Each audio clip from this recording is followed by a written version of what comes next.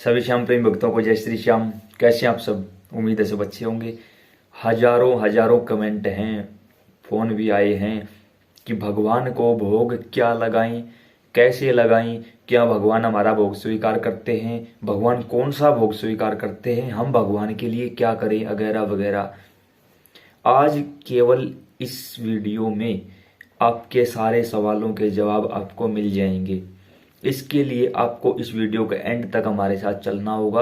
Video ज़्यादा लंबी नहीं होगी, 2 से 3 मिनट की वीडियो बनेगी। बैठे रहिए जहां भी हो और सुनते रहिए। लाइव ऐसे 2 एग्जाम्पल दूंगा, आप समझ जाओगे कि भगवान को क्या पसंद है।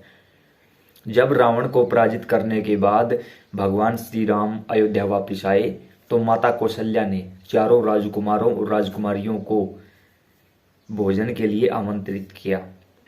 सभी ने भोजन ग्रहण किया। तब माता ने पूछा कि भोजन कैसा है।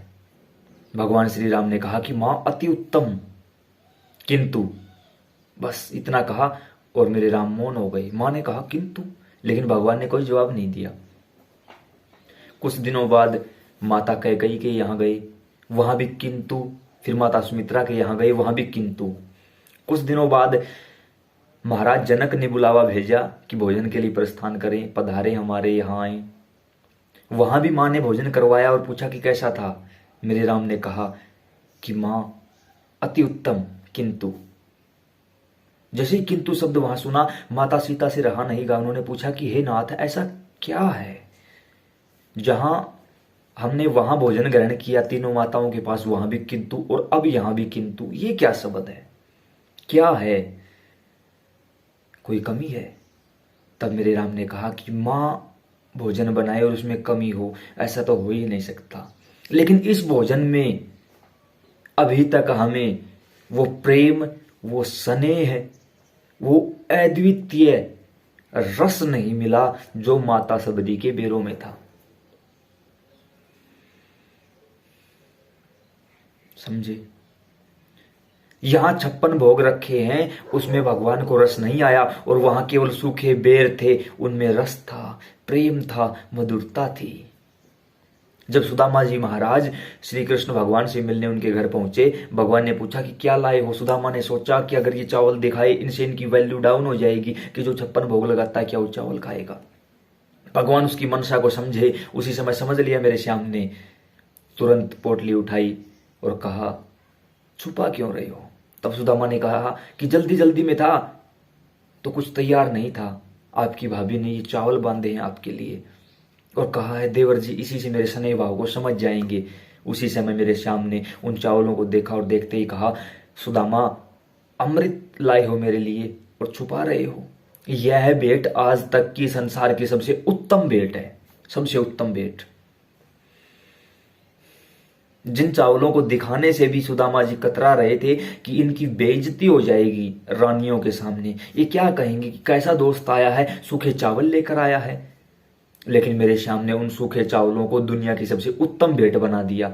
मेरे राम ने उन बेरों को दुनिया की सबसे उत्तम भेंट बना दिया। अगर आपके घर पे भी कुछ नहीं है ना भोग लगाने के लिए, केवल चीनी के 2 दाने होंगे, नहीं है, कुछ भी नहीं है, घास के 2 तिनके, अपनी आंखों के 2 आंसू, संसार की सबसे उत्तम भेंट बन जाएगी, सबसे उत्तम भेंट।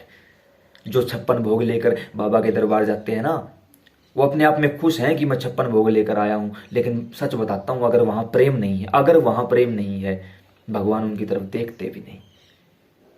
पूछते हैं हमसे प्रेमी कि जब श्रीधाम खाटू जाएं, शालासर जाएं, तो क्या भोग लेकर जाएं बाबा के लिए।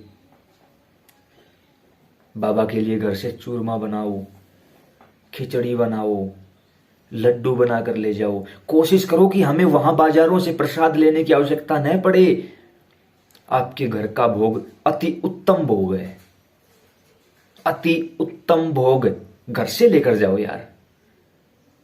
वहां हमें नहीं पता कि कैसा भोग है, क्या है क्या नहीं, हमें नहीं पता, लेकिन हमें ये पता है कि ये हमने घर पर अपने हाथों से तैयार किया है। इससे उत्तम भोग नहीं हो सकता। और मेरे श्याम उसे हंसकर स्वीकार कर लेंगे कि मेरा प्रेमी इतना उत्तेजित है, इतना उतावला है मुझसे मिलने के लिए कि घर पर ही मेरे लिए पहले से ही भोजन की व्यवस्था तैयार कर ली।